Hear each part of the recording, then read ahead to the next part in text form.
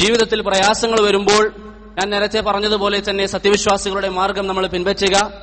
അതിൽപ്പെട്ട വളരെ പ്രധാനപ്പെട്ട ഒരു കാര്യമാണ് റസൂലുള്ളാഹി സ്വല്ലല്ലാഹു അലൈഹി വസല്ലം പ്രയാസങ്ങൾ ദൂരീകരിക്കാൻ അല്ലെങ്കിൽ ബുദ്ധിമുട്ടുകൾ ദൂരീകരിക്കാനുള്ള ചില അദ്കാറുകൾ നമ്മൾക്ക് പറഞ്ഞു തന്നിട്ടുണ്ട്, ചില ദിക്റുകൾ. അതിൽ ഒരൊറ്റ ദിക്ർ മാത്രം ഇൻഷാ അല്ലാഹ് പരിചയപ്പെടുത്താം. അത് നമ്മൾ പഠിക്കുക. നമ്മുടെ ജീവിതത്തിൽ എന്തെങ്കിലും പ്രയാസങ്ങൾ വരുമ്പോൾ നമ്മൾ അത് ചൊല്ലുക. അതല്ലാതെ കേവലം ഇതൊക്കെ കേട്ടൊഴിവാക്കാനുള്ളതല്ല, മറിച്ച് നമ്മുടെ ജീവിതത്തിൽ എന്തെങ്കിലും ബുദ്ധിമുട്ടുകൾ കടന്നു വരുമ്പോൾ, കുടുംബത്തിലാവട്ടെ സമ്പത്തിലാവട്ടെ ഏത് രീതിയിലാവട്ടെ നമ്മൾക്ക് പ്രയാസങ്ങൾ കടന്നു വരുമ്പോൾ ഈ ദിക്ർ നമ്മുടെ ജീവിതത്തിൽ പറയുക. മഹാനായ അബ്ദുല്ലാഹി ഇബ്നു അബ്ബാസ് റളിയല്ലാഹു അൻഹു പറയുന്നു, അന്ന നബിയല്ലാഹി സ്വല്ലല്ലാഹു അലൈഹി വസല്ലം കാന യഖൂലു ഇൻദൽ കർബ്, പ്രവാചകൻ സല്ലല്ലാഹു അലൈഹി വസല്ലം അവിടുത്തെ ജീവിതത്തിൽ ഏതെങ്കിലും രീതിയിലുള്ള പ്രയാസങ്ങൾ വന്നാൽ അവിടുന്ന് പറയാറുണ്ടായിരുന്നു, ലാ ഇലാഹ ഇല്ലല്ലാഹുൽ അളീമുൽ ഹലീം, ലാ ഇലാഹ ഇല്ലല്ലാഹു റബ്ബുൽ അർശിൽ അളീം, ലാ ഇലാഹ ഇല്ലല്ലാഹു റബ്ബുസ് സമാവാതി വറബ്ബുൽ അർളി വറബ്ബുൽ അർശിൽ കരീം. ഇമാം ബുഖാരിയും ഇമാം മുസ്ലിമും ഉദ്ധരിക്കുന്ന ഹദീസാണ്. നബി സല്ലല്ലാഹു അലൈഹി വസല്ലം അവിടുന്ന് എന്തെങ്കിലും പ്രയാസമുണ്ടായാൽ ഈ ദിക്ർ പറയാറുണ്ടായിരുന്നു എന്ന് ഇബ്നു അബ്ബാസ് റളിയല്ലാഹു അൻഹു പറയുന്നു. അതുകൊണ്ട് ഇന്ന് മുതൽ നമ്മുടെ കൂട്ടത്തിൽ ഒരുപക്ഷെ പല ആൾക്കാർക്കും അറിയുന്നതായിരിക്കാം, അറിയാത്തവരുണ്ടെങ്കിൽ ഇന്ന് മുതൽ പ്രിയപ്പെട്ടവരെ അത് നമ്മൾ പഠിക്കുക.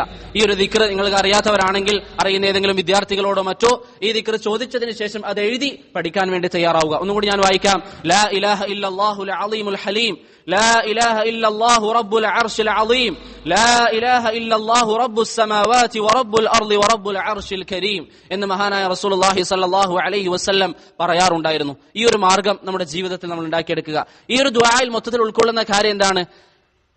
അല്ലാഹു സുബ്ഹാനഹു വ തആല ഏകനാണ്, അവനാണ് എല്ലാത്തിനും ഉടമസ്ഥൻ. ഈ ഒരു കാര്യമാണ് ഈ ഒരു ദുആയിൽ മൊത്തത്തിൽ ഉൾക്കൊള്ളുന്നത്. അർശിന്റെ ഉടമസ്ഥനായ അല്ലാഹു, സമാവാത്തിന്റെ ഉടമസ്ഥനായ അല്ലാഹു, ആകാശങ്ങളുടെ ഉടമസ്ഥനായ റബ്ബ്, അതേപോലെ തന്നെ ഭൂമിയുടെ ഉടമസ്ഥനായ റബ്ബ്, അതൊക്കെ അല്ലാഹു സുബ്ഹാനഹു വ തആലയാണെന്ന് മനസ്സിൽ ഉറപ്പിച്ചുകൊണ്ട് ആ ഒരു തൗഹീദ്, അല്ലാഹു അല്ലാത്ത ഒരാൾക്കും ഈ ഒരു രീതിയിലുള്ള ആധിപത്യവും ദുനിയാവിലില്ല എന്ന ഒരു വിശ്വാസം മനസ്സിൽ വെച്ചുകൊണ്ട് അല്ലാഹുവിലേക്ക് ഏത് പ്രയാസത്തിന്റെ സാഹചര്യത്തിലും നമ്മൾ മടങ്ങാൻ തയ്യാറായാൽ അല്ലാഹു സുബ്ഹാനഹു വ തആല നമ്മുടെ പ്രയാസങ്ങൾ ദൂരീകരിച്ചു തരും. അതുകൊണ്ട് പ്രിയപ്പെട്ടവരെ, ഈ ഒരു കാര്യം നമ്മുടെ ജീവിതത്തിൽ ശ്രദ്ധിക്കുക.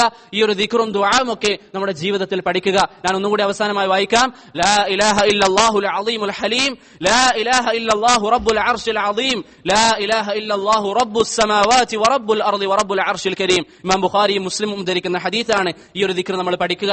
ഏത് പ്രയാസം വന്നാലും, ഏത് തരത്തിലുള്ള പ്രയാസം വന്നാലും ഈ ഒരു ദിക്ർ നമ്മുടെ ജീവിതത്തിൽ പറയാൻ വേണ്ടി പരിശ്രമിക്കുക. ഇന്ന് പല ആൾക്കാർക്കും അറിയുന്നത് വെറും ഇന്നാ ലില്ലാഹി വ ഇന്നാ ഇലൈഹി റാജിഊൻ എന്നത് മാത്രമാണ്. അതിനു പുറമെ വേറെയും ചില ഹദീസുകളിൽ നബി സല്ലല്ലാഹു അലൈഹി വസല്ലം നമ്മൾ ഈ പറഞ്ഞതുപോലുള്ള ദിക്റുകൾ പഠിപ്പിച്ചു തന്നിട്ടുണ്ട്. അതൊക്കെ നമ്മുടെ ജീവിതത്തിൽ പാലിക്കുക.